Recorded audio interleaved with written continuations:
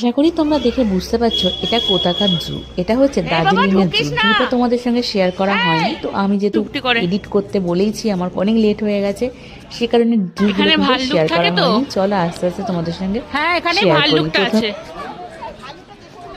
ওই দোকানটা দেখতে পাবি না।